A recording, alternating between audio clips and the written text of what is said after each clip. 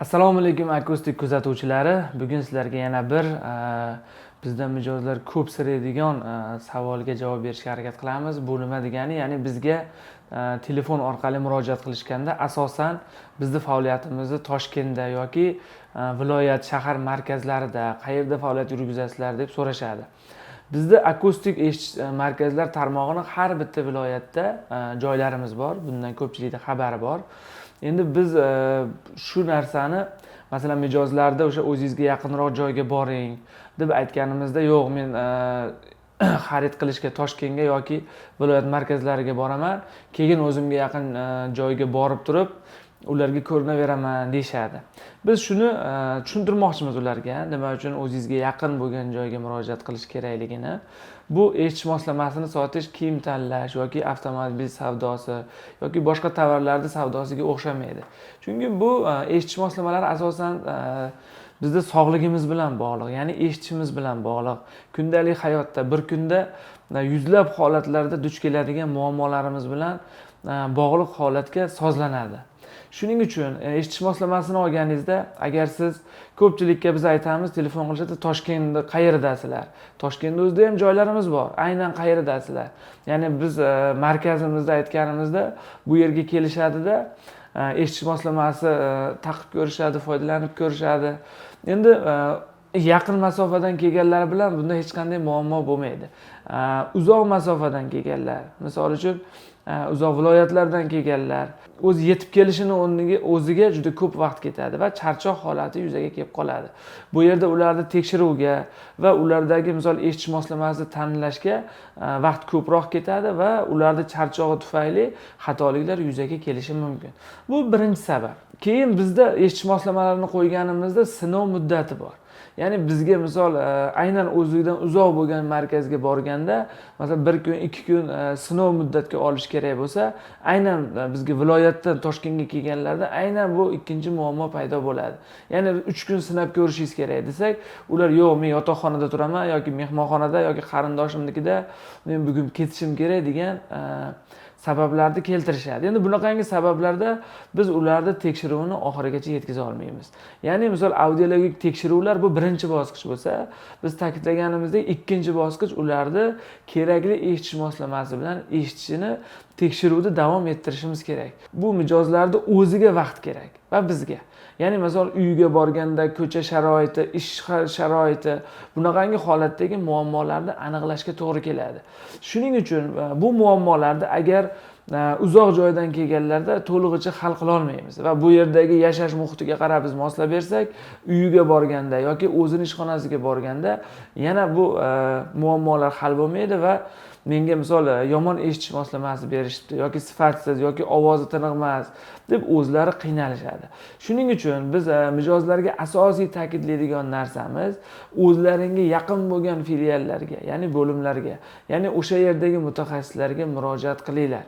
U yerga borganda sizni eshitish darajangizni tekshirish bilan birga u tekshiruvni davom, ya'ni sinov muddat, eshitish moslamasini toqib ko'rib, agar shu ishxonamiz sharoiti, ishxonamiz atrofidagi ko'chadagi sharoitda sizlar sinab ko'rishlaring mumkin va unga ham qoniqmasalar uylaringga borib, ishga borib, agar o'qiydiganlar o'qish joylariga borib, bu sinov holatlarini o'zlarida his qilib ko'rishlari mumkin va u yerdagi muammolarga qarab qayta sozlash imkoniyati bo'ladi. Va bu birlamchi, masalan, eshitish moslamasi olishda, ya'ni eshitish moslamasi oldi, foydalanishni boshladi, keyingi sozlashlarchi. Ba'zi holatlarda har 2 oyda, 3 oyda qayta sozlashga to'g'ri keladi. Mana shu holatlarda ham o'zingizga yaqin joydan olganingiz siz uchun juda ham katta foydali bo'ladi. Chunki biz aytamiz, har bitta mijozimizni tarixi bizdagi maxsus dasturlar orqali saqlanadi. Ya'ni qachon kelgan, qaysi eshitish moslamasi qo'yilgan, qanday sozlangan, bu narsa bizda qaysi markazga borsangiz o'sha markazda bu mijozning ma'lumoti turadi. Endi siz boshqa markazga borib turib, ikkinchi markazda qayta sozlayman deganingizda, bu yerda misol xatolik yuzaga kelishi mumkin. Endi bizda imkoniyatimiz bor. Ba'zi holatlarda, masalan, o'sha Toshkent viloyatidagi Toshkent shahardagi markazlardan olishadi. Bu yerga davolangani kelib, davolanishdan so'ng eshitish moslamasini olib ketishadi va o'z viloyatlarida qayta sozlash imkoniyati ham bor. Bu yo'q emas. Faqat unday holatlarda misol bu yerdagi ma'lumotni elektron tarzda bizni xodimlarimiz o'sha o'zingizni viloyatingizga yuborishadi. Bu bilan muammoni hal qilsak bo'ladi. Endi buni yana bir tomoni bor. Agar qaysi xodim mijoz bilan boshidan boshlab ishlasa, u mijozning holatini, qaysi holat uchun eshitish moslamasi qo'yilgan, nimaga bunaqangi nastroyka qilingan, ya'ni sozlangan, bularni o'zi boshlasa, davom ettirish ham oson bo'ladi. Ya'ni bir xodim nimanidir hisobga olib, ish joyini yoki uyini hisobga olib, qaysidir eshitish moslamasini qo'yib bergan bo'lsa, mijoz ikkinchi xodimga borib turib bunga aytmagan muammolarini aytsa, agar u muammolar bu yoqda hal bo'lmagan bo'lsa, xuddi eshitish moslamasi noto'g'ri tanlangandaqa yoki noto'g'ri sozlangandaqa bo'lib qoladi. Ya'ni mijozning o'zi ham qaysidir markazga keladida muammolarni aytadi. Endi ikkinchi markazga borganda butunlay boshqa muammolarni aytadi. Qayerdadir bozorda qiynalyapman, to'yda qiynalyapman desa, qayergadir borganda ishxonada qiynalyapman yoki kim bilandir gaplashganda qiynalyapman deb bu muammolarni asos qilib ko'rsatishi mumkin. Bunaqa holatlarda biz aytganimizdek, misol premium apparatlarimizda hech qanday muammosi yo'q. U xohlagan muammongizni aytsangiz, o'sha muammoga qarab sozlab berish imkoniyatimiz bor. Lekin ba'zi bir segmentdagi, arzonroq tipdagi, biznes segmentdagi, o'rta narx darajadagi eshitish moslamalarimizda qaysidir eng kerakli muammoni hal qila olmay qolish imkoniyati paydo bo'lib qolishi mumkin.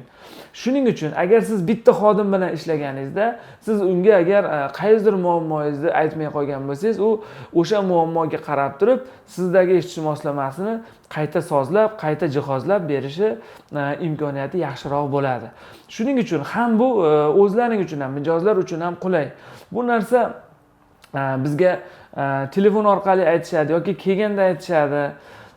Bo'ldi, men sizga bog'lanib qoldim, sizdan apparat olaman deydi-da, bir marta apparat oladi.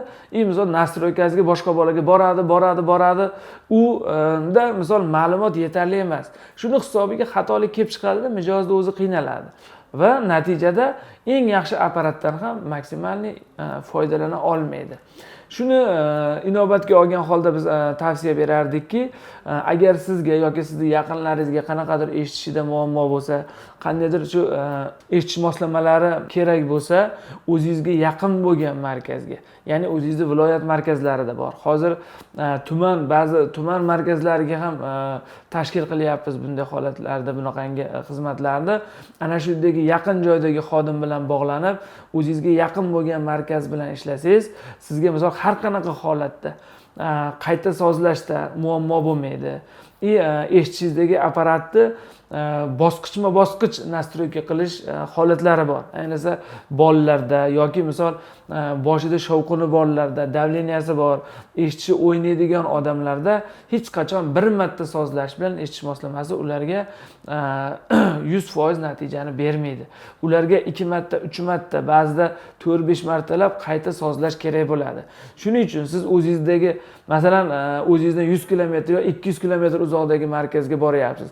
Har bir sozlashda siz shuncha masofani bosib o'tasiz. Shuncha vaqtdan yutkazasiz. Endi u yerdagi xodimning vaqti bo'lsa, navbat bo'lmasa, ishingiz bitadi. Agar u yerda navbat ko'p bo'lsa, masalan 300-400 km bosib Toshkent shaharga kelishadi. Bunaqangi holatlarda shu mehmonxona bron qilish holatlari yoki qaysidir bir qarindoshi joy muammolari sizga qo'shimcha muammo tug'dirib qoladi.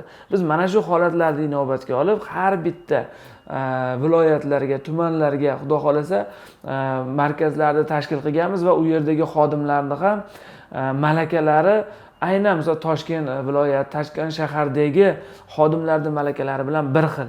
Biz misol akustik eshitish markazlari tarmog'i har bitta markazimizni bir xil jihozlaganmiz. Ya'ni audiometr tekshiruvlari, ya'ni kompyuter dasturlash, apparat turlari, markalari hamma joyda bir xil. Faqat siz buni to'g'ri tanlov qilib, o'zingizga muammolaringizga yechim bo'la oladigan eshitish moslamasini tanlab olsangiz bo'ldi.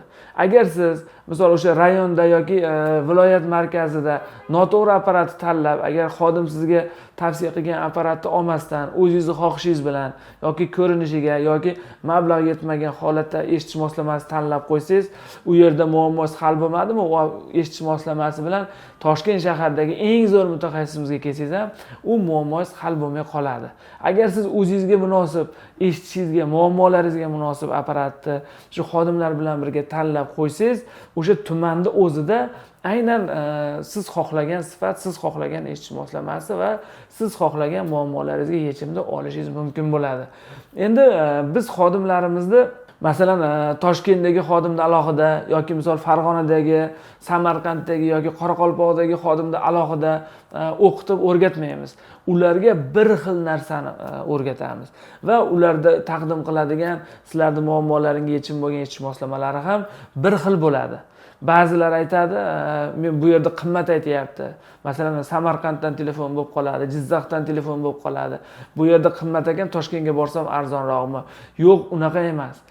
Sizlar buni tushunishlaring kerak. Samarqandda misol 5 million yoki 5,5 millionlik eshitish moslamasi aynan Toshkentda ham shunaqa, Farg'onada ham shunaqa, Qoraqalpoqda ham shunaqa.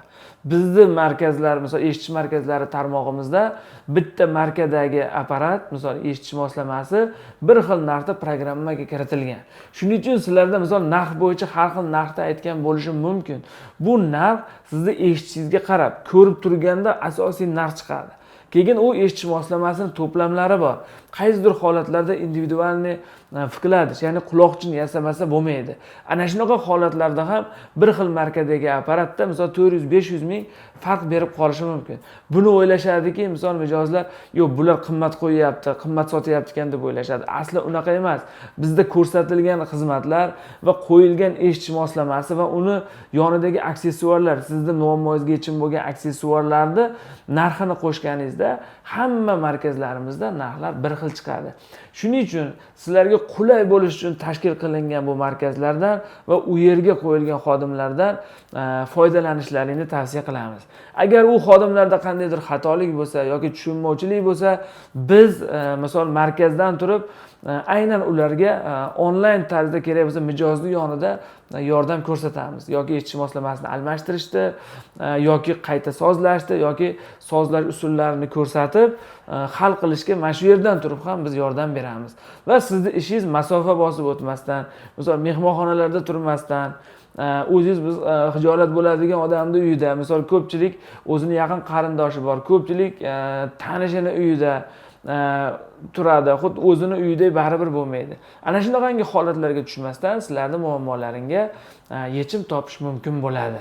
Biz har qanaqa joyda bo'lsa ham xodimlarimiz bilan birga sizlarning muammolaringga yechim topsak, faqat xursand bo'lamiz. Sog' bo'linglar, salomat bo'linglar.